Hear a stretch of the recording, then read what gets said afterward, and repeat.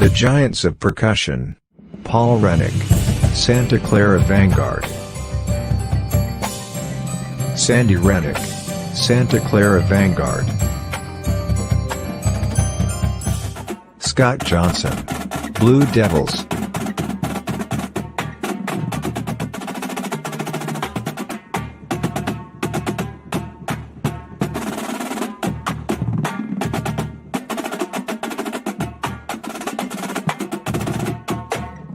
Colin McNutt. Boston Crusaders.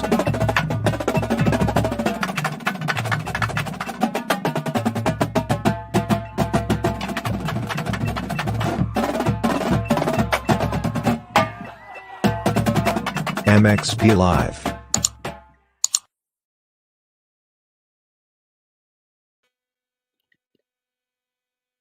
Olá pessoal, boa noite a todos. Meu nome é Wilker Augusto. Sejam bem-vindos a mais uma MXP Live. Good evening, everyone. I am Wilker Augusto. This is one more MXP Live. Welcome. Essa live está sendo transmitida pelos nossos canais no YouTube e Facebook. Curtam, compartilhem e se inscrevam no nosso canal. This live is being transmitted by our channels on YouTube and Facebook. Feel free to like, share, and subscribe in our channels. Então, a gente está começando essa semana com os gigantes da percussão. E para começar essa semana, eu tenho a honra de conversar com esse casal, que é vencedor de vários títulos do DCI como melhor percussão. So, this week we have the Giants of Percussion. And to start, I have the honor of talking with this couple that has been winning so many titles in DCI of the Best Percussion. Então, bem-vindos, Paul and Sandi Rennick. Welcome, Paul and Sandi Rennick. Hi. Glad to be here. Hi. Hello, guys. Yes, thanks so much. Thank you so much for your time, and we appreciate that so much. And I know, like, Paul and Sandi, you guys have, like, I was reading your, like, music bio and said, oh my God, look at this. And to people in Brazil, I'm going to say that in Portuguese in a couple of minutes. Sandi has, like, for us Brazilian, she has, like, a blessed mission. So she take the kids, she's staying with us for a couple minutes, and then she leaves. She needs to take the kids to play soccer. So that's a blessed thing in Brazil. Thank you, Sandi. Yeah. Eu falei que a Sandi ela vai ficar um tempo aqui com a gente, depois ela vai precisar sair perto do final da live, porque ela está levando os filhos dela para treinar futebol. Né? Mesmo com essa situação toda, eles estão vendo a forma, as escolas estão vendo a forma de manter as crianças e estão indo aprender futebol. Futebol brasileiro, não futebol americano, tá? É futebol brasileiro mesmo. So, to start, like, normally I do just like I ask you to give us like a short like bio. It's like how you start with music and what, like, how that came through until now, like teachers at the university. Let's say, can I start with Sandi and then Paul? Okay, yeah, I'll give an abbreviated version. Yeah, I started in the school band programs where I grew up. We had a lot of a really diverse exposure to a lot of different types of music and jazz, world music, percussion ensemble, and band. But I didn't know anything about drum corps as far as participating in it. And then I moved to Texas and got involved with the music program at University of North Texas, and then met a lot of people in the drum corps activity. Paul hired me to come on the staff at Carolina Crown in '98, and that's when I grew a lot more interested in drum corps. But at the same time, still really trying to be more of a soloist, solo percussionist, like marimba primarily. And then, fast forward till now, and I also teach at UNT, and we've taught a lot of drum corps together. and still do as you know. It seems like we do as much inside concert music as we do outside now. That's so did you march Paul, in drum corps? I did not march drum corps. No. All right.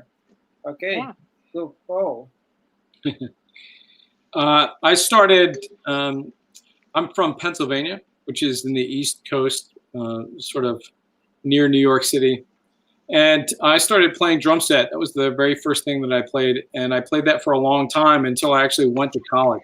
I played primarily nothing but drum set for years. And then I went to college, got a degree in music education and percussion. And then I got a master's degree down at the University of North Texas, which after I graduated, I was hired by them. As far as drum corps goes, when I was younger, I marched in a group called the 27th Lancers, which is from Boston, Massachusetts, and it had a really great instructor, a great snare drummer named Charlie Poole. And after I got through that, I started, I was transcribing and started writing music early. And then I just continued on in the drum corps activity and, taught a bunch of corps, a lot, a lot of smaller groups. And then we've both been at Clara Vanguard for 10 years now. And before that, we were at the Phantom Regiment for 7 or 8 years. 8. Yeah, I think 8. Yeah, and then before that, we were at Carolina Crown for 5 to 7 years, something like that. And so we've made it a big part of our lives in terms of just writing and teaching. I think the teaching environment, just the environment of drum corps is really an excellent teaching opportunity. You have sort of a captive audience and lots of time to teach them a lot of different things. So. Great. Então, como eu sempre começo, eu peço para eles falarem como foi o início deles na música, até chegar onde eles estão hoje. E comecei com a Sandy. E ela falou que começou no projeto de banda da escola e ela tocava eles tinham diferentes tipos de música, então ela tocava jazz, tocava na ensemble, mas ela não tinha nenhum conhecimento de drum corps. Até que ela falou assim que nunca marchou em drum corps. Foi quando ela passou a estudar na Universidade de North Texas, foi quando ela começou a ter contato com as pessoas do movimento de drum corps. E com os professores e com hoje o esposo dela, foi quando ela começou ela nunca marchou, ela começou depois quando ela se graduou na universidade, de ensinar. Então, ela ensinou no Carolina Crown, no Phantom, e ela é voltada mais para a questão dos solistas, né? E trabalhar com instrumento de marimba, porque a Sandy, para aqueles que não sabem, ela é voltada mais para a parte do front ensemble, do kids. I don't know if you guys have some noise come from me today. Let's put my headphone. Maybe it should be better. Sorry about that. It's fine. We have some workers at the house, so they we have some people doing. I'm sorry about that. My apologies. E o Paul, ele falou que ele é da Pensilvânia e ele sempre tocou a bateria, né? O drum set, a bateria. Até ele entrar na universidade por muitos anos, quando ele se formou em educação musical, e depois ele fez o mestrado dele também lá na Universidade do North Texas. E ele disse que o drum corps ele marchou num grupo chamado 27º Lancers, que é do Massachusetts. E aí, depois de marchar, ele começou a fazer transcrição para diferentes grupos. Ele trabalhou com vários grupos pequenos. E ele participou, como ele falou, participou por vários anos da Phantom Regiment, acho que por 7 anos, o Carolina Crown por 5 anos. E ele falou que o trabalho com o drum corps é o que sempre está aquela questão o professor, da questão da metodologia do ensino, é sempre excelente, para que isso venha buscar. A excelência da performance, eles acabam assim, aprimorando bastante a metodologia de ensino. So, it's kind of a personal question. how you guys meet at college or in drum corps? How you guys, because now married, 2 kids, and how Three. that start? 3 kids. Yeah. Yes. No, we met at college, and then Paul tricked me into drum corps. I kind of see it that way because I didn't march. I didn't know what I was getting into, and now I can't stop. So here we are, 23 years later, and it's worked out okay, I think. Yeah, it's good. It's great. Yeah. So let's go to our first topic. Let's talk about the percussion teaching. How that, like, what's your what's your methodology that you like to use when you're teaching? What's your philosophy of teaching? Because I know you work like university and drum corps, so you work inside and outside. And how for me it's like you use the same technique, the same methodology to teach inside and outside. How that you guys can talk about a little bit about this. Well, I think it's important to understand that personally, I've never actually taught drum corps without teaching at a university at the same time.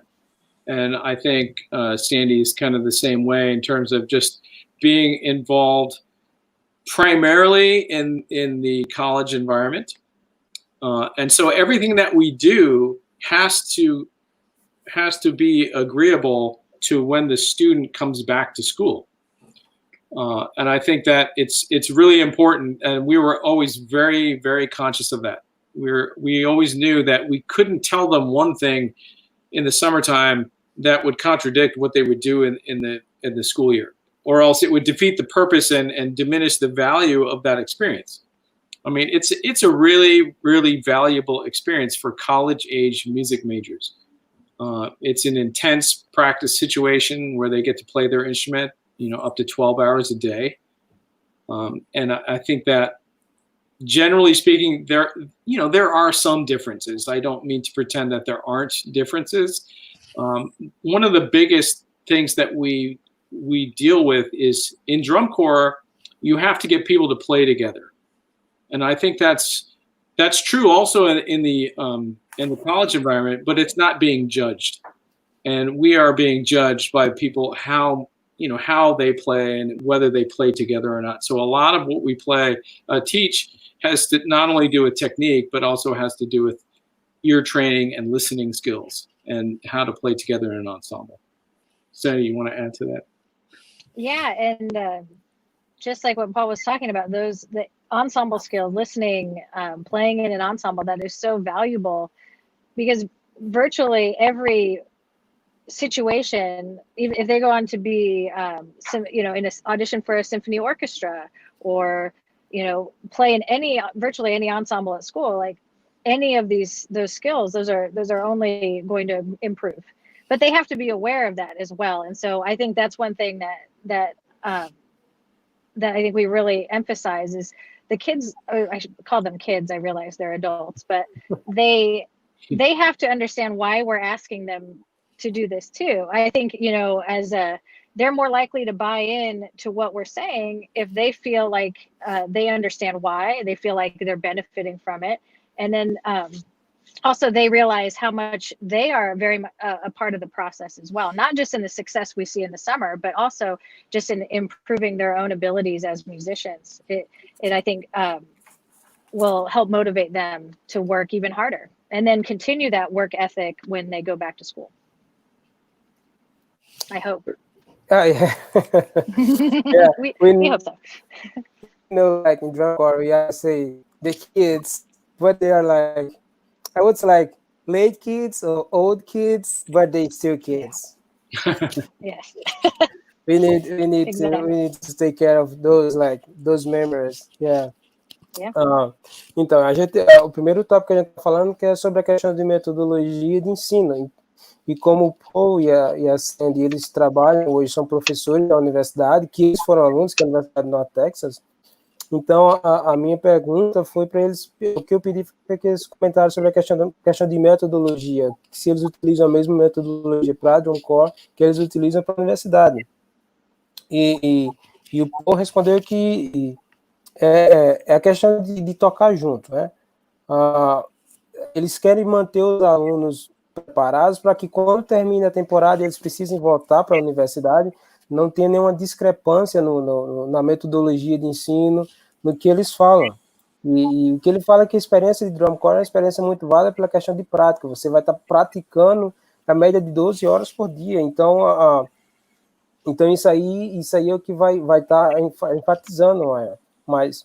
E ele falou que a questão de drum corps é tocar junto. Você vai estar tocando junto. E a grande diferença de quando se toca dentro, em teatros e no campo de drum corps é a questão do julgamento. Você vai estar sendo julgado, você vai estar sendo avaliado pelos jurados. Enquanto geralmente na sala de concerto, você está as pessoas vão para assistir, prestigiar o concerto. E a Sandi, ela complementou que a questão da metodologia é importante para a questão das audições, porque você vai estar se preparando para a audição de orquestra. Então, assim, a questão de metodologia, de técnica, tem que ser bem preparada, e que os alunos precisam entender que é o mesmo, ou drum corps na universidade, que eles precisam acreditar nos professores, o porquê que eles estão fazendo as coisas, que quando o professor pede para eles fazerem as coisas, tem que ter um porquê, eles precisam entender o porquê que eles estão fazendo aquilo, que isso faz parte do processo de aprendizagem, e que é um trabalho pesado, é um trabalho, como todo mundo sabe, drum corps é um trabalho, uma atividade bem pesada, então, mas assim, como o Paul falou, é a questão da prática. I believe, like, as a performance, I never played drum corps as well, but I think watching the kids playing and practicing every day, I think it's like, as a performance, you don't have like 12 hours to play every day, because you have so many like assignments, you have papers, you have like rehearsals, concerts that you need to attend and you need to play, that you don't have like time to practice. Like I see people practicing drum corps, right? Yeah. Well, it's funny because a long time ago, I don't think there were that many people in drum corps that were going to become professional musicians, but I think that has completely increased. I think the demographic of people that we look at are majority studying music, and I think they kind of find this like a welcome relief or a break from school, and it's like an intensive course in music practicing, and they don't have anything else to worry about. I think that's why it's really attractive for college music majors, because they can just sort of put everything to the side and just focus on that entirely. And when our tour starts, it's pretty intense in the beginning. I mean, we practice 3 blocks a day every day, but then eventually it becomes like when you go on tour, one of the best parts about it, I think, is practicing how to perform. The pressure of a performance and the pressure of live performance is so valuable for future musicians. I mean, you can see a definite difference. Somebody that was inexperienced and then they come play in our group for just even one season, and then they come back, and the comfort level that they have on stage is really remarkable. Well, and I think it's so valuable too, because like Paul said, when you're teaching kids how to prepare for performance, like you said, when you're in college, you typically are preparing for one concert, or you prepare for one recital, or you have the one thing. Well, with drum corps, the very first one is that one thing, and then we do it like a million more times after that. And so I think, like Paul said, like just being able to get in that right mindset and learning how to prepare for that, those are really, really important skills. And you can really, I think, tell who's been able to handle that pressure. And also you quickly learn how much you can get done in a short period of time. And so I think, I personally, being a procrastinator, I definitely learned how to do that really well in college. And so we try to help balance that a little bit. Oh, yeah, I think it's one of the things when I moved to United States and I started to like be more inside of the drum corps, I see a lot of similarities because it's for in Brazil, you still have like so different kinds of teaching for bands in university and college. Really, it's kind of different. But when I came here in the United States, one of the things that for me was really interesting that the same methodology that you teach in college, you teach in drum corps. But in your case, you are a college teacher. So you, like Paul said, I want to make sure that the same thing that I teach in drum corps, they're going to practice in college as well. That's one of the things that for me was like, all right, that's a really right way to do the things. Yeah. It would take a lot more time if we had to start over and teach them something new, you know. And I think our teaching methods have been developed over a lifetime. You know, I think we're getting better at teaching. We're getting better at being clearer about what we ask them to do and how we teach them. And I think that the older that we get, the better we're getting. You know, there's no better learning environment as being a teacher. Having to teach something helps you really have a clear understanding of what you're trying to teach, so you can save some time and be efficient. And we've been teaching for so long that I think we can save a lot of time. And we have experienced so many situations that we can use that experience to help our teaching. Yeah. Então, a gente falou que assim, uma das coisas que a gente tem conversado nesse momento aqui é sobre a questão das similaridades que tem na metodologia de ensino. E para mim, o drum corps, o que eu vejo em drum corps é uma coisa que é um momento que você pratica. Para quem é performance, você vai estar tocando mais que provavelmente durante o seu período de escola inteiro, porque geralmente na escola você tem trabalho, tem apresentação, tem concertos, tem ensaios, e na drum corps você vai ter que estar ensaiando aquilo ali, você vai estar praticando seu instrumento muito mais horas do que numa prática normal. E o que ele falou, o Paul falou que você tem 3 blocos durante o dia onde você vai estar tocando o tempo inteiro. Então, assim, e o que ele fala que é uma particularidade dele, que não é ensaiar só a música, é preparar você para a performance. E isso é uma coisa que ele fala que é uma similaridade que também se usa na universidade, porque não é só tocar a música, é estar preparado para ir para o palco, é estar preparado para ir para o palco.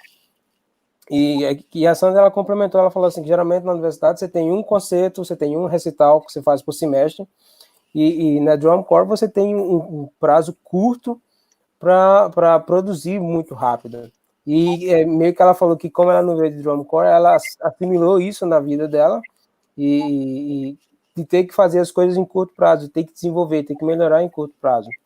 E eu falei que sempre, assim, no Brasil a gente sabe que existia, eu sempre vi que universidade e banda que seguiam caminhos diferentes durante muito tempo. Hoje as coisas estão bem melhores, claro. Mas aí, e eu comentei isso com ele, e ele falou que, assim, que a questão que ele hoje vê, que com o tempo ele vai mudando as formas de ensinar, e que ele fala assim, que você vai ficando mais velho, você vai ficando melhor, e ele hoje ele sabe o caminho mais fácil de ensinar, ele acha o caminho mais curto, porque ele já vem ensinando por tantos anos que ele já sabe o que é que funciona mais, o que é mais efetivo na hora de ensinar, e acaba ganhando tempo no processo. Durante todo o processo ele acaba ganhando tempo. Let's see if you have any questions from people for you. And then we keep going. You know, just one more thought about it's funny because when you ask these questions, it sort of makes us appreciate the value of drum corps and what it does. And right now, I think that one of the best things about it for the kids is that they come back out of that experience and they're so productive. You know, they know how to get things done. And they know how to get things done in a quick amount of time. So many times our students will come back and compete in like marimba competitions or orchestral competitions, or they'll audition for a lot of things, or they'll give a recital. where they're motivated to do this stuff. Well, and their confidence in themselves and what they can achieve, I think, goes up too. Yeah. Sorry about that. We'll let you ask questions now. No, that's okay. That's good. I think it's a really important point because it's, as a performance, you practice so many hours. You have like these 4 majors orchestra excerpts that you need to play over. First, you need to learn how to play well, and then you need to repeat like over. My teacher told me that when you learn to play right, you need to play at least 2,000 times until say, okay, now I know how to play that well. But yeah, I totally agree with what you said. It's like with drum corps, you learn how to get the things done in a short time period. Like you have a timeline, so you have like 2 weeks to prepare a concert. So you don't need you know that, okay, I need to go straight for that point. That's my big problem. I need to fix that. I need to learn that, and then you're ready. It's like it's kind of, you prepare the students for professional life. That's the professional life. Yes. All right, let's go for our first question.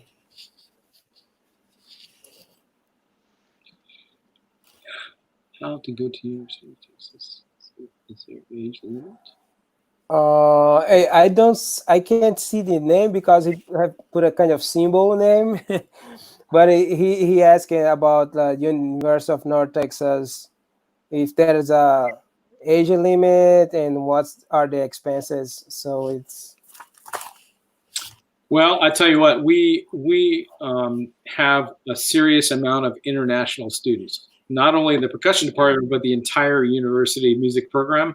And so there is no limit. So that the answer to that question is that there is no limit. There's no age limit. There's no anything. I think that if you have a desire to do it, I just would encourage you to get on the website, to understand what the audition process is about, and then just start moving forward. And just, you have nothing to lose, and at least you'll get better at auditioning, but you might find that it's easier than you think.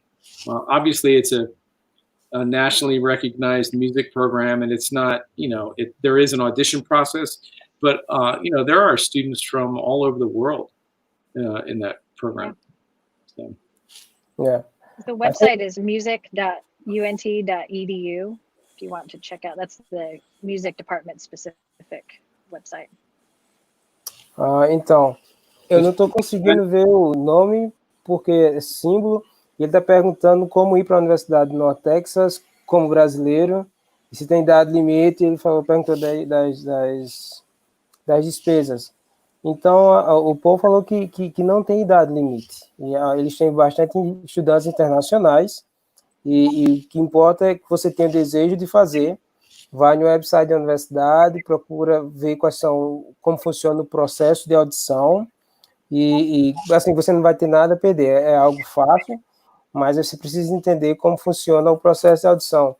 Depois eu vou pedir para, se possível, o pessoal do time da MXP colocar o website da Universidade do Norte Texas, do Departamento de Música, dessa forma as pessoas que quiserem mais informações, eles podem pesquisar direto ao site. Yeah, as international students, like I know there's, of course you need to have the English proficiency. It's like it's standard for like undergrad, master, or doctoral student. You need to have the TOEFL test. We call TOEFL test. That's the English language proficiency. But yeah, all right. As far as expense goes, I think there would be a viable option to at least get a screening from a video, so that you wouldn't have to incur an international flight right away. You can probably get some feedback from a video, and then you're exactly right. I have a couple of international students that had spent 1 to 2 semesters just getting their English proficiency, and then they were taking other courses at the same time, but then when they passed that, they submerged into, or they immerse themselves in the music program after that. But yeah, you're exactly right. Yeah, the University of North Texas is like well-known university in the United States. the music program and the band program as well. I know the wind ensembles, they are like unbelievable. They are so good. And I had the opportunity to see some videos from the University of North Texas and the wind ensemble. So, oh my God, they are really great. We know Texas State I call like the band state of United States is in Texas. we have like Yes. we had like different like states. They are really strong with the band program, but Texas have been there like for so long, and now, like Paul said before, you learn how to do things quickly and like approach some things, and that's an amazing state. Então, ele falou que a questão da audição, você, como aluno internacional, você tem que mandar um vídeo, você pode fazer isso aí por vídeo, e os professores vão mandar um feedback para você, eles vão avaliar e fazer um comentário de volta para você.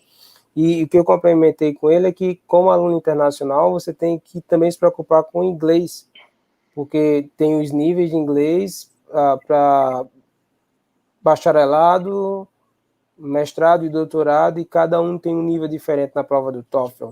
E ele falou que ele teve alunos que precisaram passar 2 semestres estudando só inglês para poder começar o curso, porque isso aí eu falo assim, conhecendo de perto, você tem que realmente conseguir passar nesse nível da prova de inglês, porque você vai ter trabalhos escritos, você vai ter seminário para apresentar, e você tem que ter existe um nível na prova do TOEFL, vocês podem pesquisar na prova do TOEFL, existe um nível para cada grau, seja bacharelado, mestrado ou doutorado. All right, let's go to one more.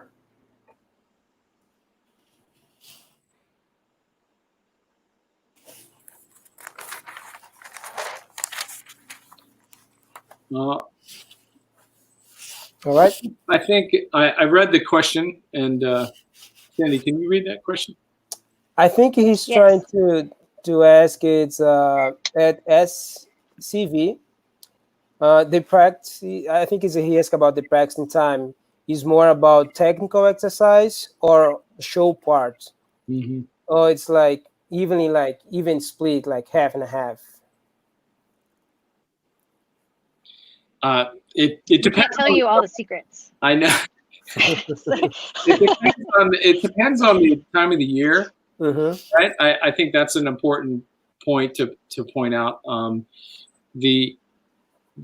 There are so many technical exercises. The program that we use really emphasizes shorter exercises and more of them. So instead of the longer 3-minute long exercise, the exercises that we typically use are very short, and they usually deal with 1 or 2 concepts at the most.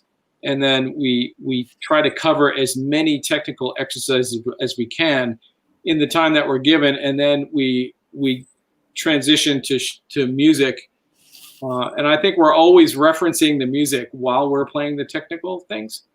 Obviously, that the exercises are to serve the purpose of playing the music better. And so I think that obviously when we're training players in the off season, November, December, January, it tends to be technical, but we do get together for camps 1 week in a month, and we tend to put together 1 production per camp. So even in the camps, we're dealing with music as well, in terms of, and it's I guess it would be for our purposes to hear the music live and to make sure that we can make our adjustments after hearing it live. But I think the technical program does change over the course of the season. It becomes a little more advanced, and it does deal a lot with the technique, but also in the context of music and listening skills at the same time. Yeah, and as the summer goes, I know in the front ensemble, if there's an issue with a part or something that's a little more challenging, that's when you'll see, okay, we're kind of making up the exercise to work the technique that we need for the part. And so, like Paul says, it's constantly evolving and changing with just whatever our needs are at the time. Yeah, I understand. So it's like if you have a section of the music that that your section have some trouble, you know it's your teaching experience, you know what kind of exercise you can use to solve that problem in a short time period, right? You don't need to do the whole like percussion book, all the rudiments. You just know we just need that one. That's Is that right? Well, I mean, I'll hand this to Sandy a little bit so she can expand on this. But you know what? Honestly, when we're in the middle of the summer, the problems I would generally say are not like fixing somebody's personal technique. I think the issue is putting the music together and making sure it fits and everyone understands the parts, and then you have the front ensemble up front, and then you have the visual program in the back, which causes a whole nother series of things to work on in terms of how to line things up and how to get the players to understand the music enough so that it fits. And so I don't know if it's about like a left hand technique or anything like that. I think it's the technique is a little bit more about the music and putting it together. Ok. Então, a Chase ela está perguntando se na Santa Clara Vanguard as práticas elas são mais consistentes em exercícios técnicos ou mais no show, ou se isso existe como 50% de cada um. E ele falou que o Paul falou que isso depende de que parte da temporada, porque geralmente ele usa exercícios para enfatizar, mas geralmente ele busca dois conceitos dos exercícios. Ele fala que ele não foca muito nos exercícios, porque ele busca os exercícios que vão ajudar na música do show.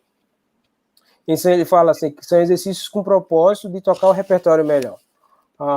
Então, geralmente, quando eles têm os acampamentos, eles têm um acampamento ou dois acampamentos por mês, e eles tentam a cada acampamento eles fazerem uma produção, deixar uma produção, uma parte da música pronta.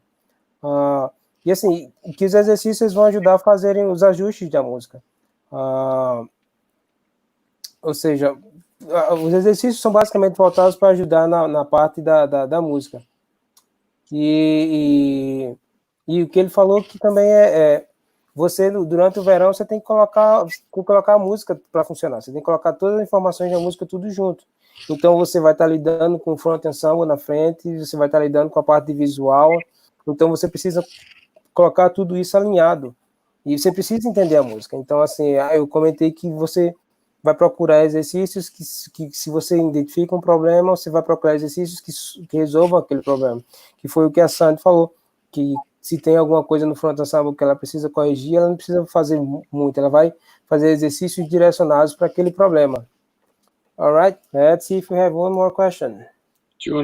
Sandy, you want to talk about like I started thinking about technique and think about the different grips that are or the different things. The front ensemble has a whole array of different things. You know, I don't want to simplify the battery, but we're all playing drums and we're trying to get the uniformity, right? We're playing drums and we're trying to, we have 9 people playing the same snare part or, some variation of that. And then it's a very similar technique in terms of the battery, but the front ensemble has a wider variety of things that they do. Yeah, we definitely,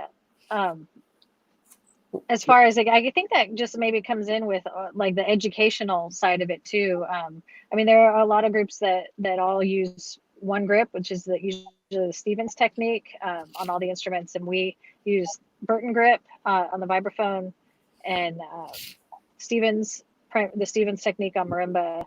And but we'll have time. I would say every vibraphone player also plays Stevens. Every marimba player also knows how to play Burton grip. I think it's really important, again, just to really make sure they have that educational foundation, just to really, just as percussionists, I think it's important to really try to broaden your horizons as much as you can when you're a student. And it's not like we have a limited amount of space for knowledge. So I think the more information, the better. Yeah. So in that case, you said they have like options, a different kind of grips, right? But how you Yep. put this together. For you in particular, like for your front ensemble, you decide to use just one kind of grip, or they can use different kinds. How you put this together? Well, we use Burton grip on the vibraphone. It's just always been that way. Gary Burton is, legendary in the jazz vibes land, and I think that's what I personally, that was my first grip that I ever learned, that was 4 mallets. And so we've just always kept that with the vibraphones, and then the marimba players play with Stevens. And we refer to the method of movement that Lee Howard Stevens wrote, that method book, and really utilize that technical approach. And then, but there are times in the show, I can think of in 2016, we had the marimbas for a particular part of the show use Burton grip. So I think that for those things, it just depends on what the music is calling for as well. Plus, there's the timpanist and a piano player. You know what I mean? And then there's people playing handles, and there's just a lot of. I think one of the words that we use a lot is awareness, and that is their ensemble awareness. And the front ensemble in particular has a unique responsibility of listening to the sound that's behind them, and the sound is being delivered to the audience, and the sound comes from the back. And the front ensemble are great musicians, and they learn how to pick up the sound, match it, make everything behind them sound right, and then deliver it to the audience. So there's an awareness factor, that we spend a lot of time in rehearsals taking care of that. Então o Paul falou que da questão, ele deixou mais a Sandy falar sobre a questão de técnica, porque no front ensemble existe uma variedade maior de quando se fala de técnica. Você tem o tipo de pegada que utiliza para vibrafone, para marimba, e ela falou que isso tem muito a ver com o lado educacional das pessoas, o lado musical educacional, ou seja, ela falou que geralmente ela usa o Sandy, can you remind the name of the books that you use for your technique? Sure. The vibraphones use Burton grip, which is the Gary Burton invented that. I believe he actually has a vibraphone technique book. I can't think of the specific name, but Gary Burton would be the author. And then it's called Method of Movement by Lee Howard Stevens. Okay. All right. So, então ela falou que esse método, que é o do Gary Burton, que é um método para vibrafone. Então, ou seja, eu perguntei para ela se os alunos usam diferentes técnicas de pegada, o que é que ela faz? Ela tenta sistematizar todo mundo para usar a mesma técnica. E ela fala que isso também, a questão da técnica, vai depender do que a música está pedindo. É uma coisa que ela falou que do que a música tá chamando. E o Paul complementou que o pessoal do front ensemble, eles têm várias coisas. Tem tímpano, tem piano e fora as teclas normais, vibrafone e marimba, eles têm um outro set de coisas que estão tudo junto. E que o pessoal do front ensemble precisa ser bastante bom para ouvir a percussão rudimentar que está se movimentando atrás e fazer o som ficar junto e levar isso para o público, para que não existe uma dualidade de tempos aí. Então, o pessoal do front ensemble, eles têm que sempre ouvir o que vem da parte da percussão rudimentar, que está fazendo a parte visual, para juntar com eles e levar para o público. I know that we have like those mats during rehearsal all the time, like over and over and over. But it's like, we know to the performance time, they need, like you said, Paul, they need to be aware what's happening in the visual behind to listen, kind of complement that and bring the one only sound to the audience. It's kind of, I would say that's kind of tough. Right. Well, yeah, I mean, that's a whole summer-long process to try to make that happen. I think your question is about the metronome. Yeah, I just make a comment that I know during the rehearsal you have the metronome that's like clicking all the time. Yeah. But it's like it's kind of training you, like prepare you, But we don't have, when you don't have the metronome, you need to listen to someone. So that's I would say it's fair to say that we're the group that uses the metronome probably the least. And I think there's a couple of reasons. I think it's you can become dependent upon that source of time, and then the players simply are just playing along with something else that's keeping time. You know what I mean? And so what we try to do is establish the sense of time to come from the player themselves. And then we assign where that source of time is coming from to play together with. And so, it could very well be one section of the battery back there. Let's say that, the bass drums or whoever is the farthest back in the place where we actually say, okay, when, I'll talk to a marimba player and say, okay, when you hear that bass drum part, that is the time, and you have to play with that. No matter whether you agree or disagree with where that time is, you have to play with that, right? And that's the point. That is the metronome. And so I think rehearsing with a metronome is very constantly is very tempting, but sometimes it's not as useful as you think. I think that it's all, especially with a front ensemble. I mean, it's like, it's important to understand. I don't want to get in trouble on what I'm saying here, but it's important to understand that we want to play in time, right? And we want to be able to play our parts in time. So it's important that we play with a metronome as a section, and we understand what it should be. But then putting it together in time on the field is a different process. So if you've got people that are just constantly used to listening to something else create the time, and then put them in a situation where they're responsible for creating the time, then all of a sudden that could be a problem. And so what we tend to do is wean off the metronome proportionately throughout the year. Mm-hmm. Whether it be like 3 times on, 1 time without, then that reverses entirely. At the end of the year, it's maybe once on and then 3 times without. That's very typical for us. And for the front ensemble. No, go ahead. For the front ensemble, yeah, it definitely can get to that point where the sections that you play with, like the core full out and the battery full out, if you're by yourself, it's not as realistic. If we're trying to run things by ourselves, it really is a lot more beneficial to play at that, those moments. But yeah, as far as using the metronome, we would still use it in the summer for those moments that we're the only thing playing and the only music happening in the show at that moment. But yeah, we get to that point where the pit is so used to just taking what they hear behind them and going with that really becomes the most beneficial way for us to rehearse, is just as a full ensemble.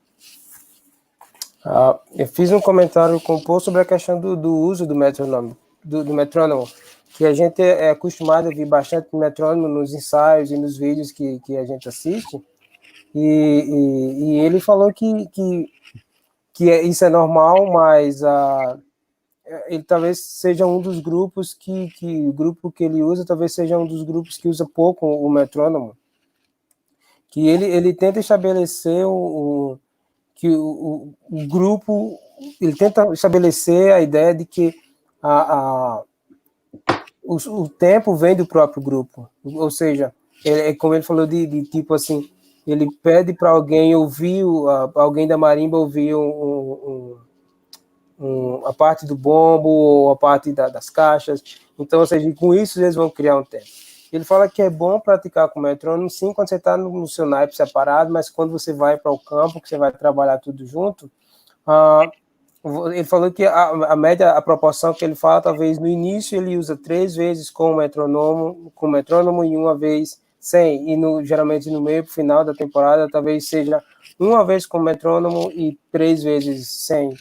E a Sandi, como ela é mais da parte de front ensemble, ela fala que o pessoal, eles aprendem a ouvir isso aí, criar essa independência de não precisar do metrônomo o tempo todo. Então, eles precisam saber de onde o tempo vem, quem tá mantendo o tempo e tocar junto.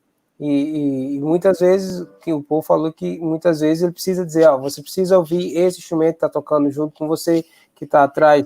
Talvez não faça nem sentido, mas aí, para o resultado do som que chega para o público, é quando você consegue juntar a parte rudimentar, o pitch, o front ensemble, para chegar tudo junto.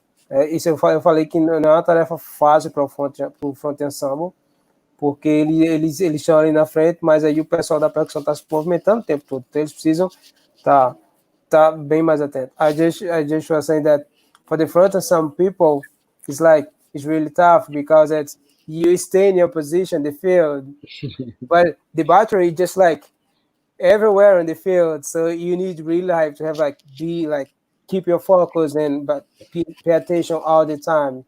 I know people think just front ensemble have only fun, but I can tell that's you need. They don't show. There's a little fun, yeah. They don't show what's happening actually because they are professionals. It's just like as a professional musician, you need to play as a French horn player. As a French horn player, sometimes the conductor say, "Oh, the French horn section is behind," but we are in time. But when you think to play for the audience, you need to play a little bit ahead to make sure that the sound arrives together. I assume for the front ensemble, sometimes you need to do this kind of adjustments, right, Sandy? Yeah, absolutely. We usually joke that you only are looking at the drum major to make them feel important, but you're not taking any time from them. You're just using your ears. And like Paul I remember he said this early on when I started teaching with him, and it was that your job is to make in the front ensemble is to make everyone else sound right. And so we have that is the kind of the way we approach it, is we have to make everybody just sound great behind us. And yeah, it's amazing how many little adjustments that takes, because it's like you said you took conducting class, right? And yeah. It's like being a conductor, isn't it? The strangest feeling when you conduct. It's not a matter of whether it's going to be right or wrong. It's a matter of how wrong it's going to be, right? and so then every time that the front ensemble is totally aware of where that pocket of sound is coming from, and they do such minor little adjustments that you can't really tell from the front. And, the easiest thing for us, honestly, is to sort of arc it up behind the pit, and play as a percussion ensemble. We do that a lot. And I think they learn the music, and then they learn how to adjust. Once everyone gets out on the field, then they can relate to a part in a standstill, in a normal arc. They can say, oh, this part normally feels like this, but now they're way over there, so I have to adjust slightly right before that happens. I mean, I think it's just, it's something we work tremendously hard on, and we have really good players to do a good job with. So. Oh, yeah. Eu fiz comentário que assim, o pessoal do front ensemble tem a tarefa bem mais difícil, porque eles estão lá parados na mesma posição, e a bateria, a gente chama de bateria aqui, mas a percussão rudimentar está se deslocando no campo. Eles precisam estar sempre procurando essa referência. E tem a questão do drum major também. E a Sandy falou que ela fala para os alunos assim, você olha para o drum major para fazer ele se sentir bem, mas você tem que estar ouvindo o que é que está acontecendo no campo nesse momento. E o Paul, ele falou que assim, é super impressionante a questão do como os pequenos ajustes podem fazer uma grande diferença. Eu, como trompista, muitas vezes, dependendo da sala de concerto, o maestro se fala que o naipe está um pouco atrasado. Para a gente que está tocando, a gente pensa que está junto com o tempo, mas para o maestro, para a audiência, para o público, chega o som atrasado. Então a gente acaba tendo sempre que tocar um pouquinho mais à frente para ter certeza que o som chegue junto. E a Sandy, ela acabou assim, complementando isso aí, que realmente acaba sendo isso. E o Paul falou que você acaba fazendo os ajustes. E a Sandy falou que uma coisa que o Paul falou logo no início da carreira dela trabalhando com drum corps foi que a obrigação do front ensemble é fazer com que o som de todo o grupo pareça correto. E essa é a função deles, fazer com que todo mundo aparente estar tocando correto. Então, porque eles tentam centralizar isso aí. E quando eles tocam o front ensemble com a percussão rudimentar nos ensaios por trás, é mais para um processo deles assimilarem e eles tentarem fazer ajustes e relacionar o que eles estão tocando com diferentes seções da percussão. Então é isso basicamente o que acaba acontecendo. And that's great. And I agree with you, Paul, when you said, like, as a conductor, sometimes it's you have a hard time because it's when you start to study conduct, it's hard because as a musician, you used to have like the beat, like that's my beat. As a conductor, sometimes you see like some conductors, they conduct like ahead of the orchestra because it's to make sure that everyone like arrive the beat together. But yeah, it's I totally agree with that. It's like it's rough as well. Hey, if Sandy wants to give some thoughts, or you have one final question, she has to leave. Okay. I just want to make sure. Yeah, our 7-year-old, the soccer practice is ending. I'm going to have to go and grab my daughter here in a second. That's okay, Sandy. But, if you wanna like say any compliment for the front ensemble, what's your recommendation to front ensemble and to like finish your section? I appreciate that. To finish it, I don't. Sorry, I didn't hear that. I know you need to leave. So, what's your recommendation to the front ensemble people about practicing? Oh, okay. Yeah. Yes. Well, and first of all, thank you so much for putting this together. I know Paul will continue to talk to you, but I love getting to do this kind of stuff and talk about things that are important to us. Yeah, I think with YouTube and everybody being online through social media, you can see videos and hear recordings of groups from, just for years and years and years. And I'd recommend if anybody's interested in auditioning, please reach out. And, I would love to hear from anybody that's watching that's interested. Again, I love talking about this stuff and getting to do this. I feel really lucky. I think that, ultimately, you're really probably I think that it's amazing to me how many people just talk themselves out of auditioning. Like to the person that asked about going to University of North Texas, it's the same thing. Like, really try to go down that road and see what it would take. Because, most of the people that end up coming, it's rare that anybody thinks like, oh, I'm totally in, right? Like everybody, but sometimes just taking that first step, that's the scariest one. And so again, please reach out if you're interested in talking about auditioning. Go SCV. And thank you so much. Again, take care. I'll see you at home, Paul. See you later. All right. Thank you. Thank you, Sam. Thank you so much. Appreciate you that. Bye. Absolutely. Bye-bye. Então, a Sandra, como eu tinha falado no início, ela precisa sair mais cedo, porque ela precisa pegar a filha dela que está saindo do treino de futebol. E então, ela falou que, assim, hoje em dia tem muitas fontes de pesquisa. Você tem no YouTube, você tem no mídia social, você tem apresentações de grupos, assim, vídeos de grupos tocando várias coisas, e ela fala assim, não tenha medo de dar o seu primeiro passo, que ela gosta de ouvir as pessoas, ela gosta de dar feedback, então procura saber como funciona o processo de audição. Você entra no site de Santa Clara Vanguard, procura saber quando começa a audição e manda o vídeo para ela, e ela fala assim que muitas vezes ela fica assim encantada de quantas pessoas realmente aprendem sozinhas, sem professores. E ela falou que para ela sente assim, como é que eu posso falar? Ela fica mais que feliz de ajudar. Se quiser mandar material para ela, vai lá no site, pega o e-mail dela, pode mandar material que ela com certeza vai ver, sim. Ela vai analisar. Tá? Agradeci para ela a atenção. E vamos ver se a gente tem mais alguma pergunta, antes de a gente passar para o próximo tópico com o Paul, que ele vai ficar conosco até o final da sessão.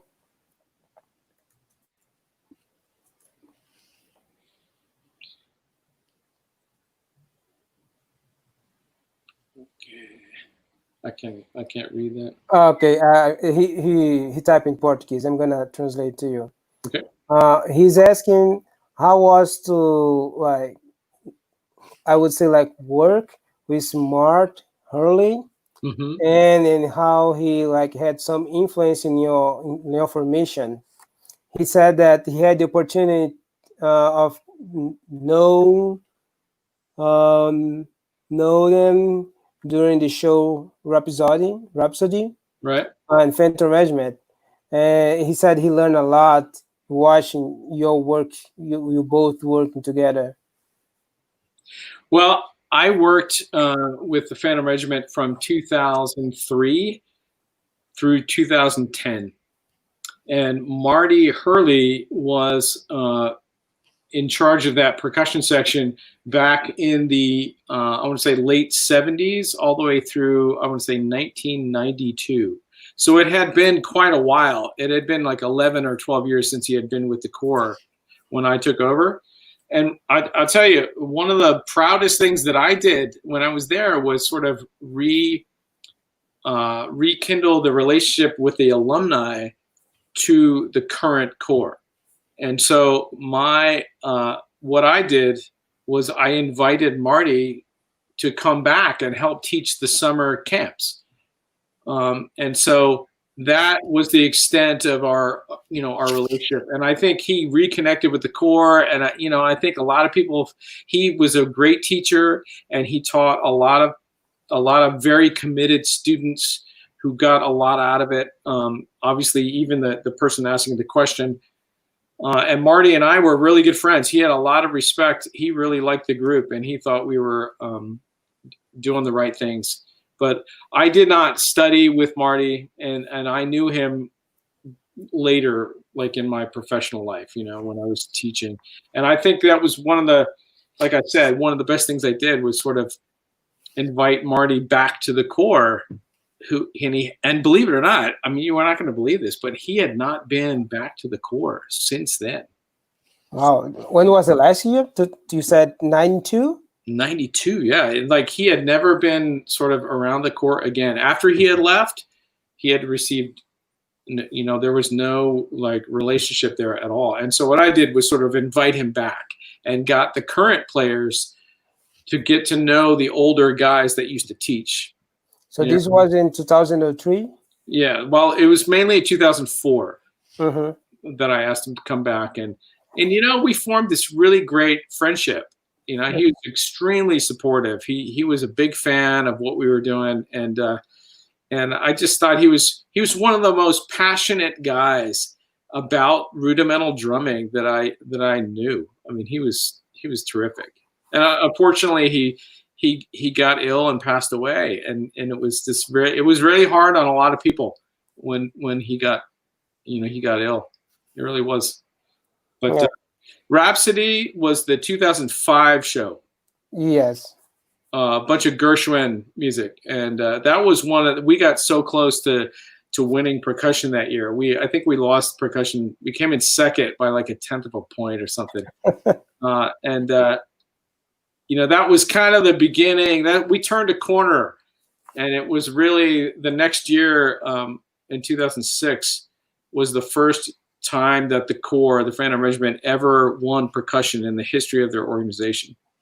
And then we won drums 2 more times. So we had won drums 3 times, 2006, 8, and 10. So. Yeah, it's great. Yeah. Respondendo ao Sérgio Mota, o Paul falou que ele não tocou com o Marty Hurley, mas ele falou que uma das coisas que ele fez, que ele falou que o Marty Hurley, ele foi trabalhou lá na Phantom Regiment por volta da década de 70 até 1992, e o Paul começou a trabalhar lá em 2003. E o que ele falou, que uma das coisas que ele falou que ele se sente assim orgulhoso do que ele fez foi quando ele foi trazer os veteranos, né, os alumnis, trazer os veteranos de volta e para reconectar com o grupo. E ele convidou, isso foi em 2004, quando ele convidou o Mary para ajudar nos acampamentos e dar dicas para as pessoas. E ele fala assim que ele tem muito respeito pelo trabalho que o Mary teve antes, e ele meio que reconectou isso aí. Ele falou que quando o Mary saiu da Phantom Regiment was em 1992, então até 2004 ele não tinha pisado mais na Phantom Regiment. E com o Paul lá, o Paul criou novamente, criou essa conexão, trazendo os veteranos, e ele fala que assim, ele ficava admirado com uma paixão que o Mary tinha pelo grupo, pelo trabalho de percussão, e ele, assim, ele gostava muito do trabalho que o Paul está desenvolvendo lá, e ele falou que o show Rhapsody foi em 2005, eles ficaram em segundo lugar, que talvez foi por uma diferença de 1/10, e eles chegaram bem perto, mas ele fala que quando foi ano depois, 2006, eles ganharam com a melhor percussão, e 2 outras vezes, que foi 2006, 2008 e 2010, eles ganharam como melhor percussão. Let's see if I have one more question.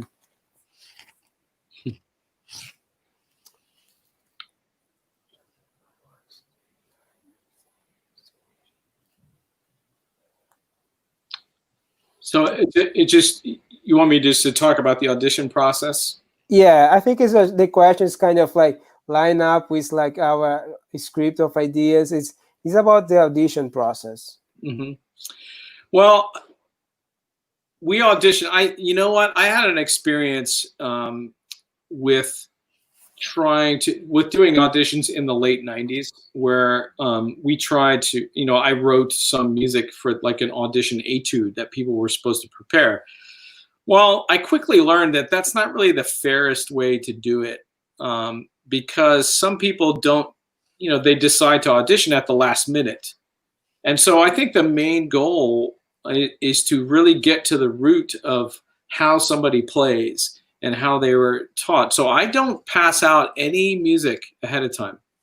I'm simply asking them to bring the exercises that they're the most familiar with.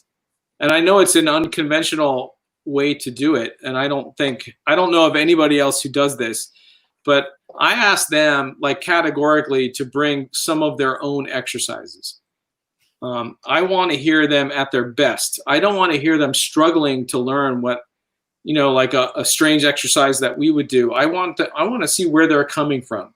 And so I ask that they provide a basic structure of exercises, like just some version of, double beat or a diddle exercise or some flam exercise, but they have a lot of freedom to provide whatever kinds of exercises they want because I want to see them at their best. I don't want to see them struggling.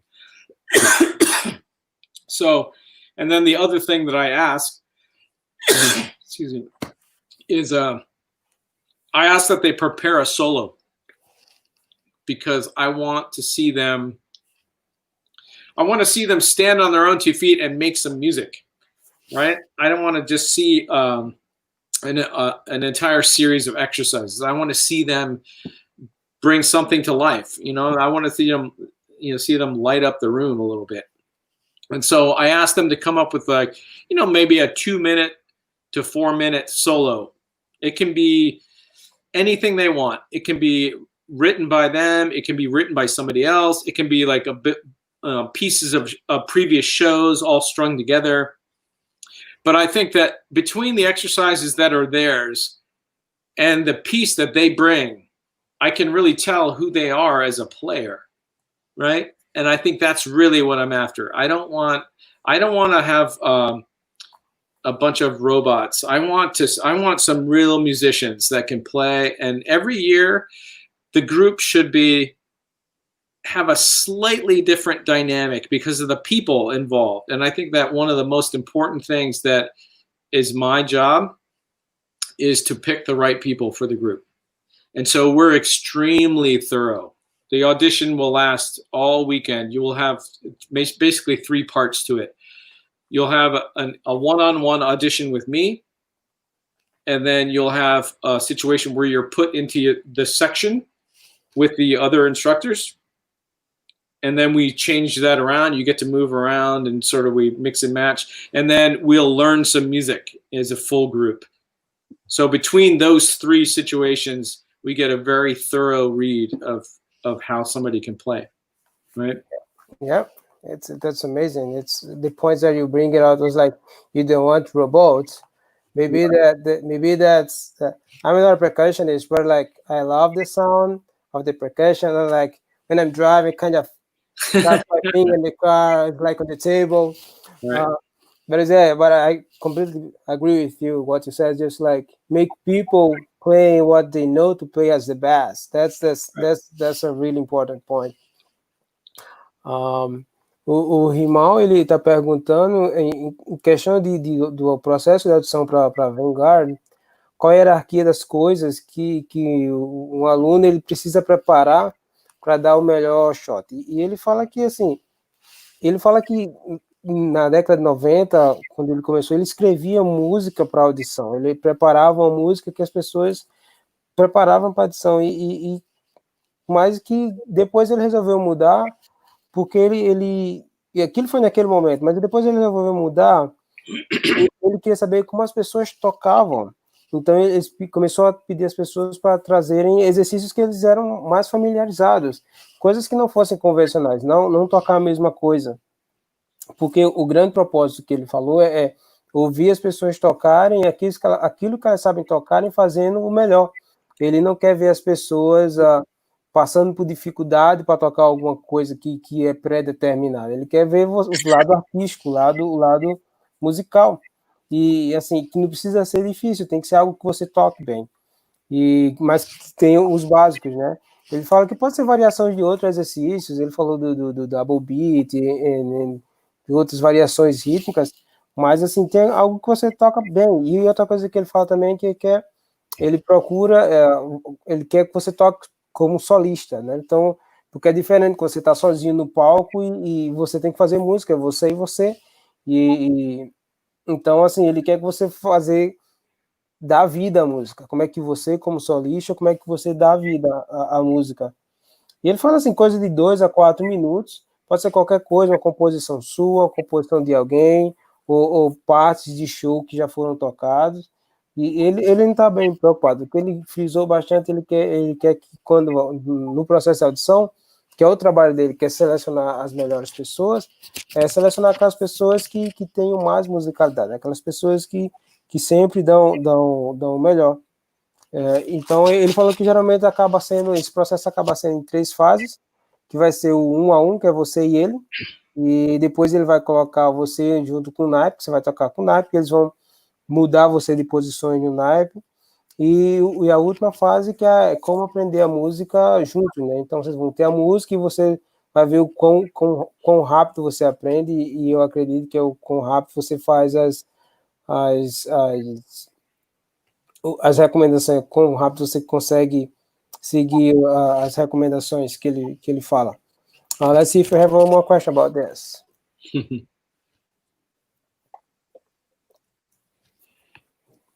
Thiago Blumen.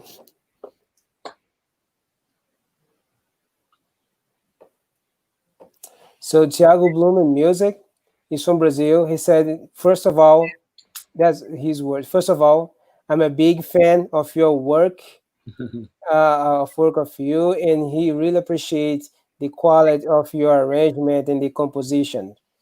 And he asks, which points are like, what are the fundamental points to create, I would say, like a timbre, a color sound between the percussion and the brass during this process? Well, I think I grew up, as I said earlier, I grew up playing drum set. And so improvisation was a big part of my upbringing. I mean, that was, I actually didn't really have a teacher for a long time, and I learned how to transcribe music. If I had an interest in writing music very young, and so I started writing music when I was about 17, and then I didn't. You know how it is with composition. It's tough to have a teacher. There's not really a method to go about doing it. So I found that one of my main teachers was my ability to transcribe.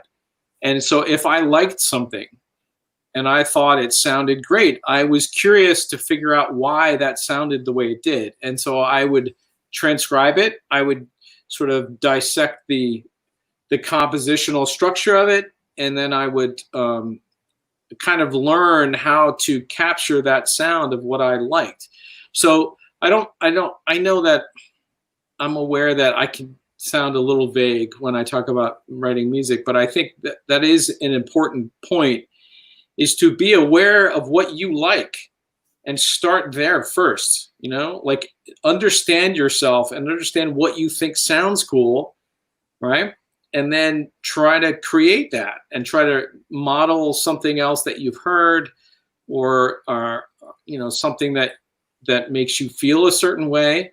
And then you could somehow capture that combination of rhythms and register and tempos and complexity and simplicity, and there's all sorts of things. But when it comes to the arranging with brass in particular, I think that it's important to understand what is primary and what is supportive. And I don't mean to simplify music into two parts, but essentially that's usually what makes up music, is the primary part and the supportive part. The thing that makes it really interesting for percussion is typically there's one primary thing that you're listening to, but you can have multiple levels of supporting parts. And so if you understand what you're supporting, what the primary part is, then essentially everything you write will support that in a way. And you could write things that won't get in the way. So in other words, you're writing with something else in mind all the time. You're trying to reinforce something, or you're trying to make, you know, and the first part, the first step is to understand how you understand the brass music. You know what I mean? You have to understand what the point is, and then you have to sort of be creative about supporting that and framing it in a way that makes it totally clear, right?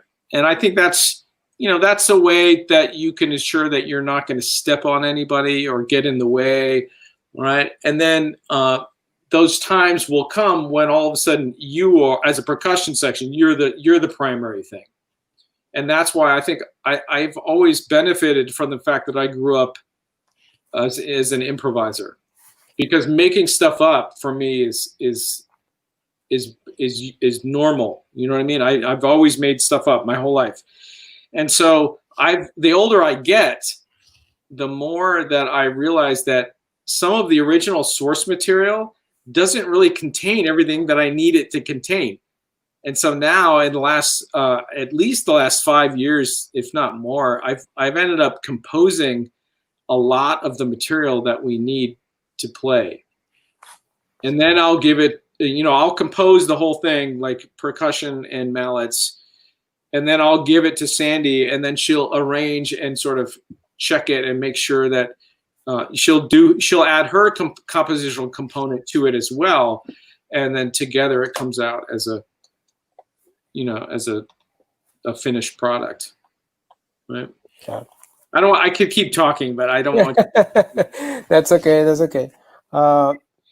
Ele fala que como ele falou antes, ele vem a base dele como baterista, e ele fala que a improvisação é uma coisa que ajuda ele nesse processo de composição, que ele começou basicamente a ouvir as coisas e criar as próprias coisas dele, e ele começou a fazer as transcrições quando ele era por volta de 17 anos.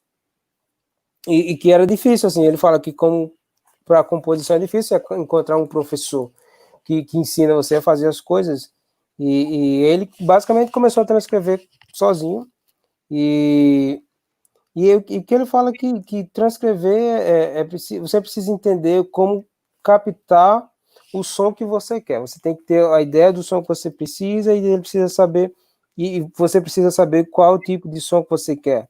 E você precisa entender como é a estrutura da composição. Ele fala que uma das primeiras coisas é você precisa saber o que você quer, o que é que você acha legal, e como você consegue combinar os sons. Ele fala que para a questão dos metais, Ele fala que é importante saber o que é prioridade, quando você é prioridade e quando você está ali para dar suporte.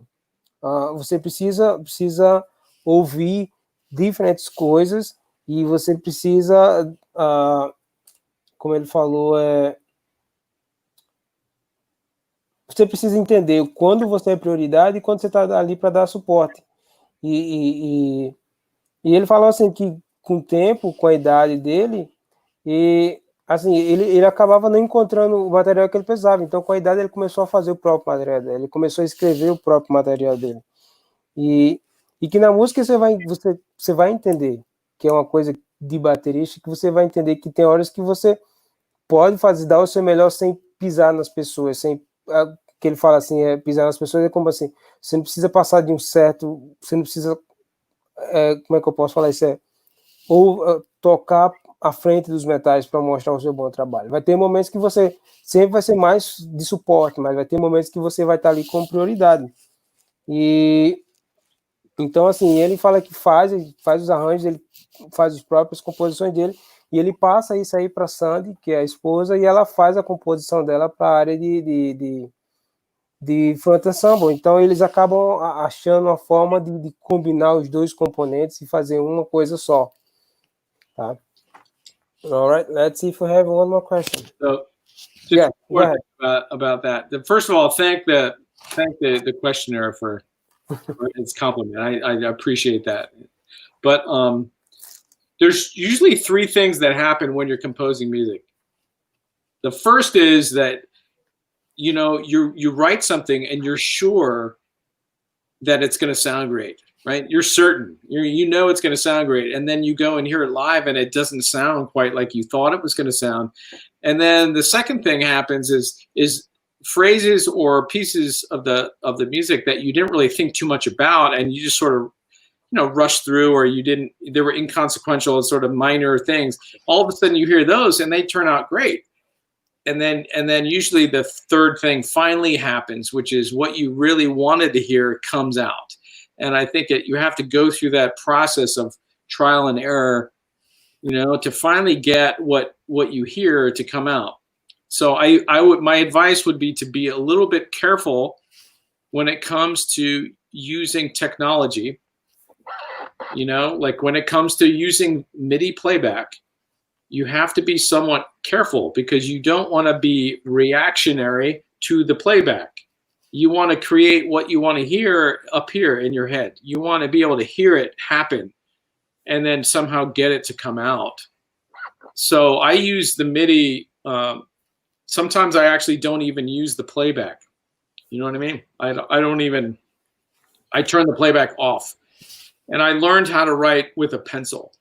And I'm not trying to be an old schooler, right? I'm an old guy when it comes to this, but I think I benefit from having to start writing music with a pencil because you have to create the sounds in your mind when you do that. And I think today younger players, they can easily rely on the playback from a MIDI standpoint to sort of stifle their process of creativity. Even though it's a great tool, isn't it? It's fantastic. Yeah, it is. But it can actually, you got to be careful with it when it comes to composing music. So yeah, it's like we know that the technology now is like it's here to help you, but I can tell that sometimes it's just like I don't want to say that make you lazy, but it's like your creativity just like you don't have more creativity because like you said, you don't have more here. You have more here. Right. It's more about what you listen to, what you think, and I really, really agree with what you said. It's just like a composition point.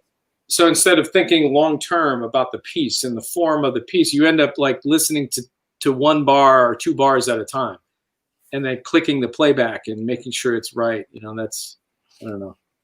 Yeah, I agree. E ele falou assim que três coisas que ele acha essencial, que às vezes acaba acontecendo no processo de criação. Você escreve alguma coisa, você tem certeza que aquilo ali vai soar bem, e quando você escuta, na verdade, acaba não soando da forma como você pensou. E muitas vezes tem coisa que você escreveu que acabou não tá dando tanto cuidado que queria, que precisava, mas acaba funcionando. E o terceiro ponto é você precisa entender que às vezes finalmente você consegue encontrar uma forma que vai soar da forma que você quer ouvir. Ele fala assim para ter cuidado com o uso de tecnologia, que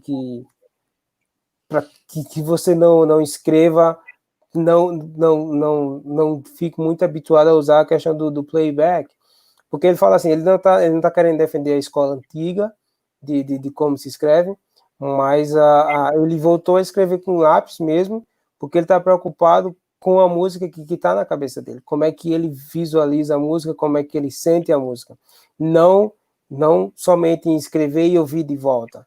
Que aí ele falou que assim, você tem que ter uma imagem estrutural da música, não estar preocupado em escrever compasso por compasso e ouvir compasso por compasso.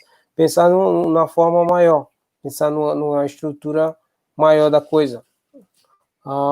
Let's go to one more question.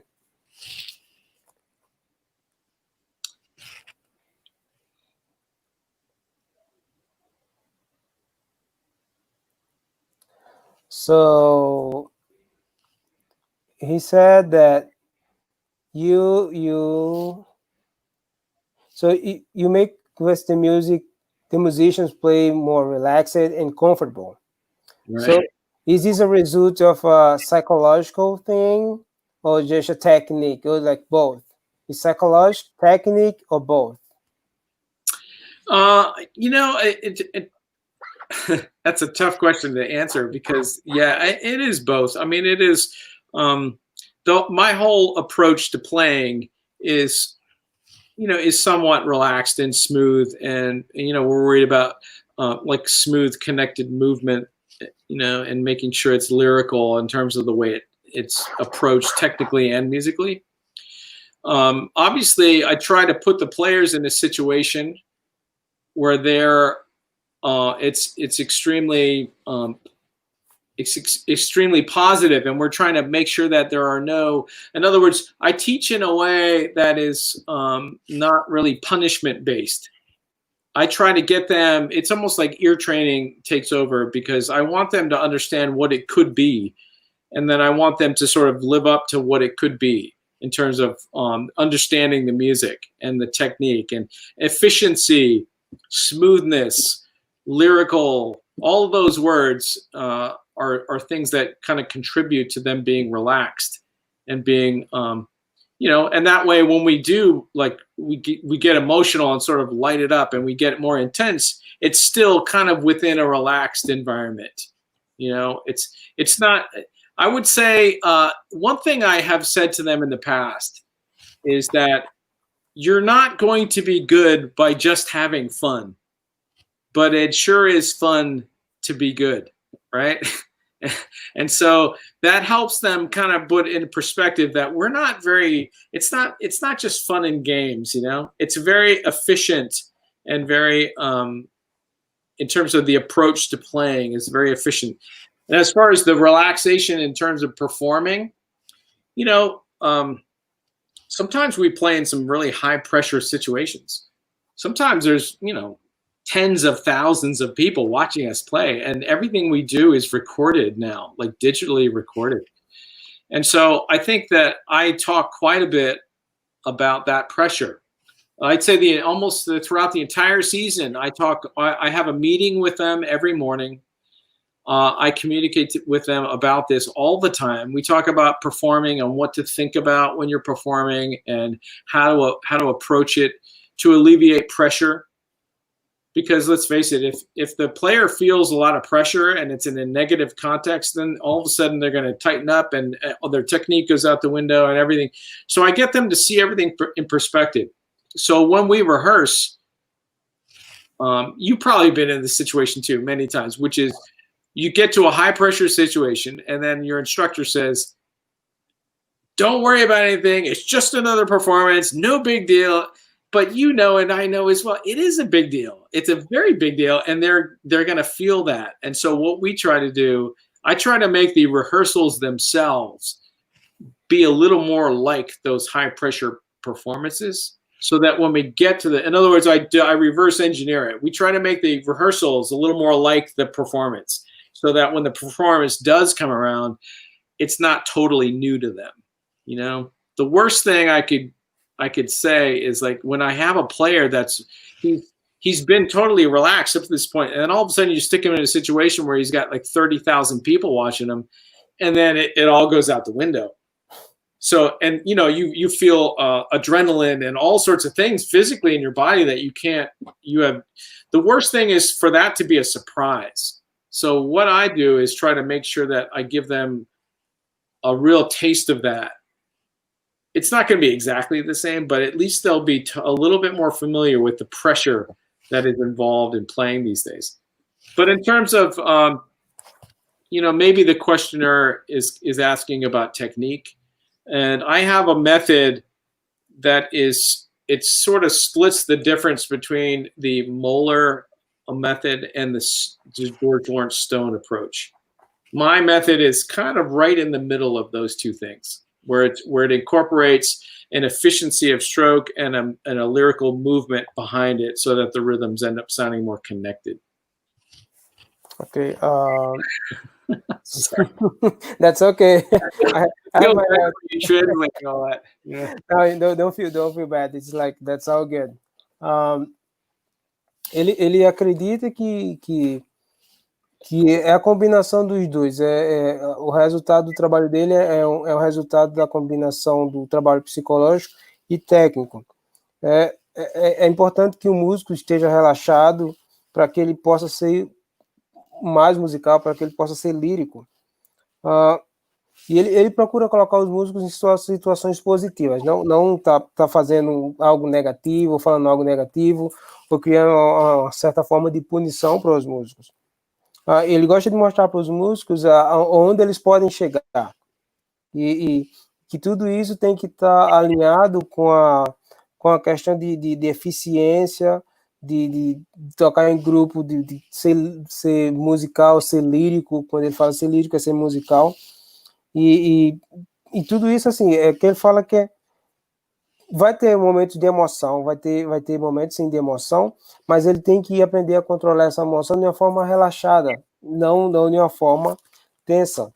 E deixa eu ver, que ele falou algo deixa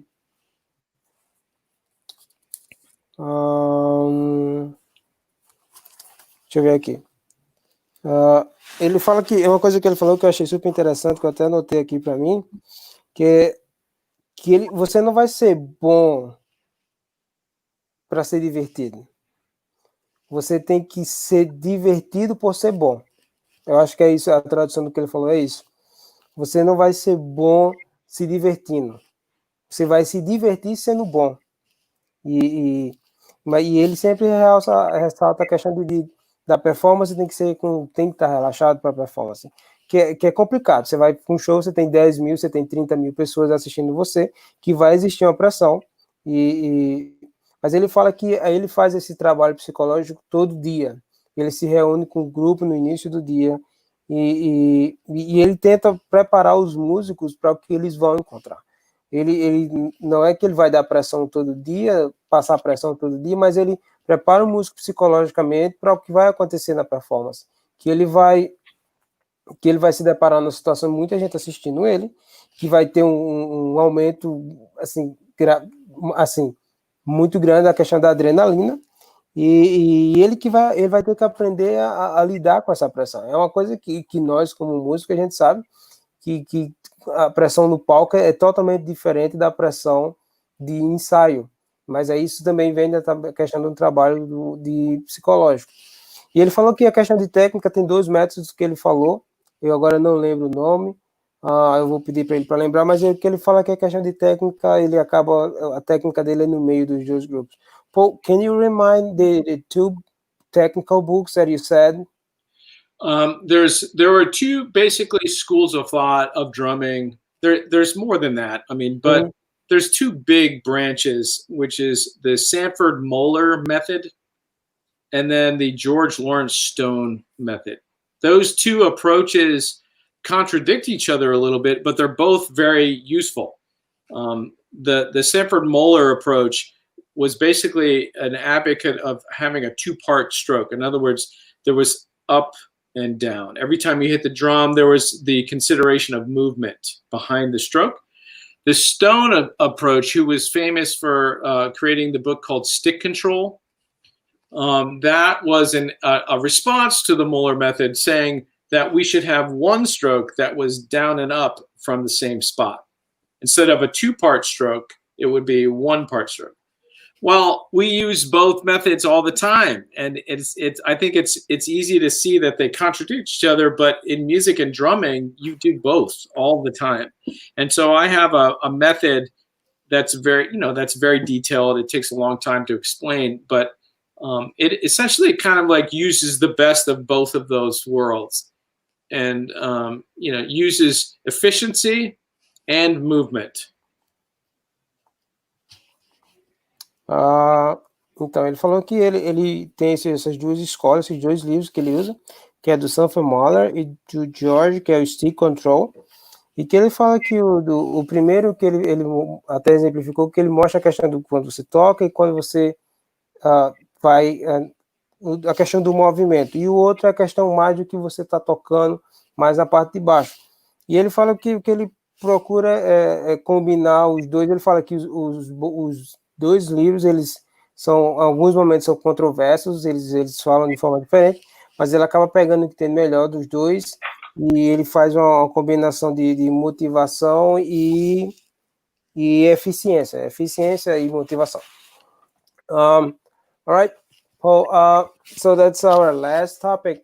I would like to ask you some advice to band directors for... We have been like this. My first and last questions, they are the same for all the guests. It's just like, what's your recommendations to when we pass for this COVID-19 thing? When the kids come back to school, what's your advice for the band directors? You mean generally to deal with percussion?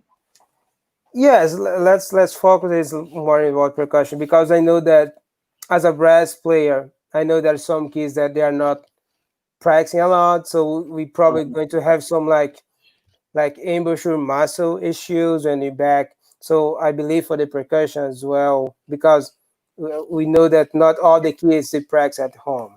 Right. Well, honestly, I think that through, like you said earlier about your teacher saying you need to repeat it 2,000 times before, I think that repetition is a key component. And the best thing I can do is share about how I teach and how I am a big advocate of tapping into the desire level of the student and making sure that the student feels progress. I think it's important that you feel like you're getting better and you feel that progress. It's so easy to practice and feel like you're going nowhere. All right. And so I make a big point of making sure that the players hear themselves sound good. Right. There's nothing more encouraging than hearing yourself sound good. If you sound good, you'll be in a more positive mood, and then you'll practice more, and then the more you practice, the better you sound. And you see what I mean? So I think that it's important to not continually to work on things that make you sound weak or not as good. You know what I mean? It's important to bite off little pieces and make sure that you feel your own achievement. There's nothing more positive about hearing yourself sound good. I think I used to teach. Here's a very quick story. Maybe this will sum it up in terms of the way I end up teaching. I used to teach a lot of marimba students to jazz studies majors at North Texas, right? And these are typically drum set players that have never ever played a keyboard, right? And so they would come in and they would be depressed. They would just kind of throw their music book up on the stand and they would give me big sighs and they'd be really bummed out. And then they would play and it would be like really easy stuff and they would sound terrible. And then they would sigh and it would be a very depressing experience. if they continue on that path, then they'll associate playing marimba with sounding bad, and they will never want to do it again. So what I ended up doing was just simply taking the metronome. I made a big deal about this. I put the metronome at the end of the keyboard, right? And let's say they're playing like Mary Had a Little Lamb or something, and then they hit some wrong notes, and then they sigh, and I say, oh, well, wait a minute. And then I go over and make a big deal, and I click down the metronome a couple clicks.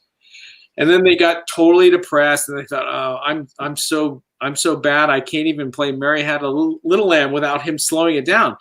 Well, long story short, I got to the point where they were hitting, I would slow it down to the point where they would hit almost all the right notes.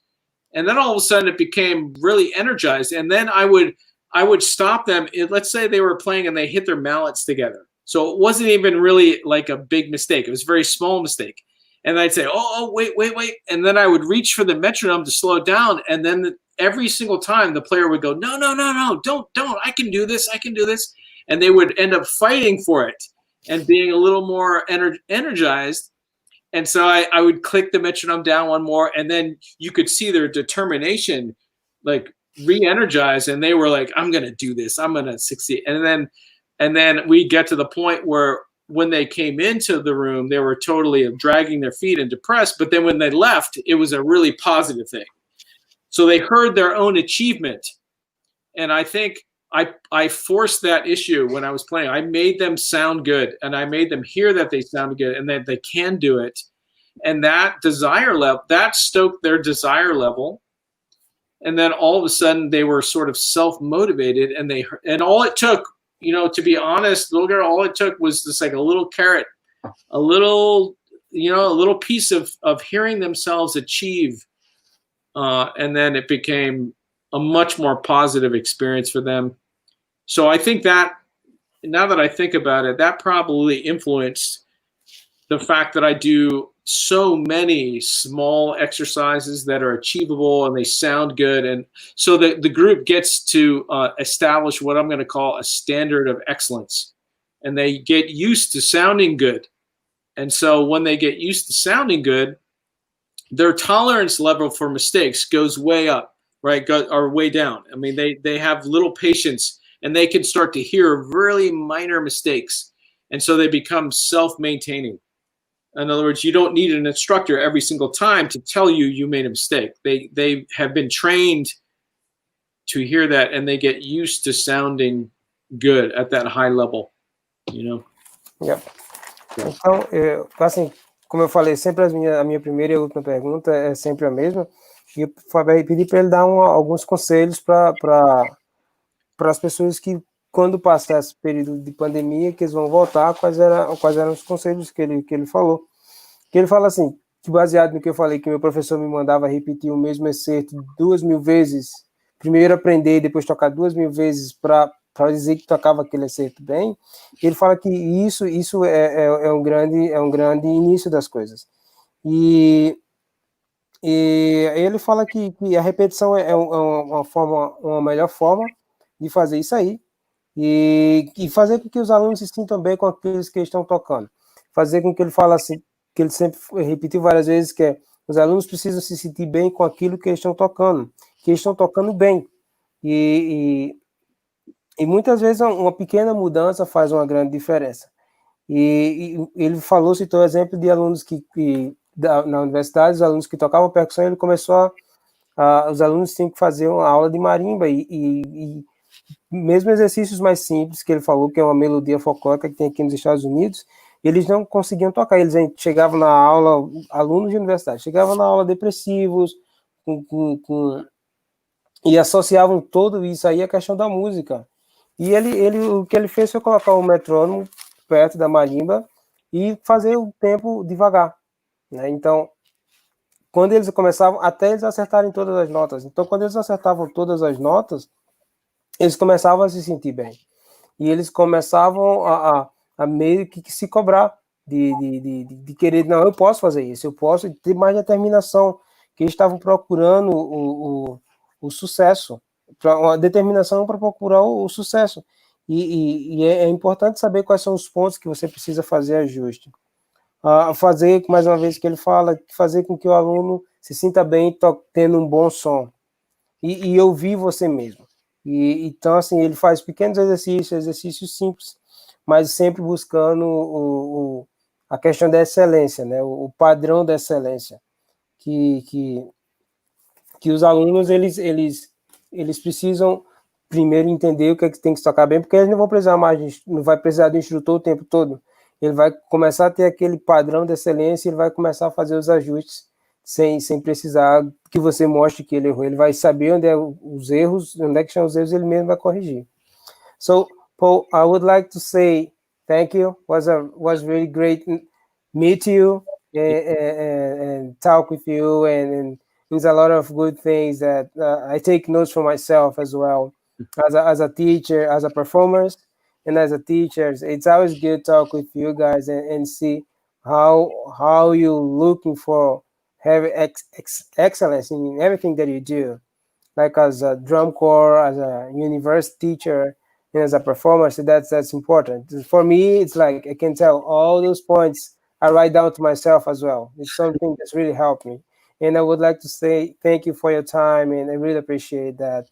Thank you to not only you for the patience with the translation, but to all the people asking questions. I'm happy to be here. It's great. Thank you. Yeah, thank you. I appreciate your time, and Sandy, and I hope see you guys in person sometime. I know.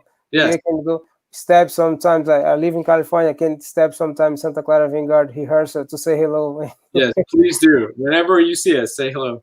All right. Thank you so much, Paul. Right. Appreciate that. I hope see you. All right. Stay safe. Bye. Bye. Bye. Bye. Então, pessoal, a gente vai terminando por aqui mais essa live do MXP, com o Paul e a Sandi Rennick, pessoas maravilhosas que deram bastante dicas aí de técnicas de ensino. Se vocês, das últimas lives que eu estou fazendo, eu estou deixando as pessoas, os convidados falarem mais à vontade, eu não estou parando eles o tempo todo para a questão da tradução, e estou tentando traduzir o próximo possível do que eles falam. Muitas vezes eles falam bastante coisas, mas vou tentando fazer isso, mas vocês têm a oportunidade, como fica gravado no YouTube, vocês podem voltar e assistir várias e várias vezes. E então, eu queria agradecer ao nosso time do MXP no Brasil, o João, o Kleber e o Bruno, a todos os nossos patrocinadores e colaboradores, a Liga Brasileira de Bandas e Fanfarras, Aula Virtual Música da Espanha, a Fon Estúdio, Brasil Bandas, Portal Brasil Sonoro, Toque 2, Unibandas TV, Canal Banda Show e Thiago Lumen Music.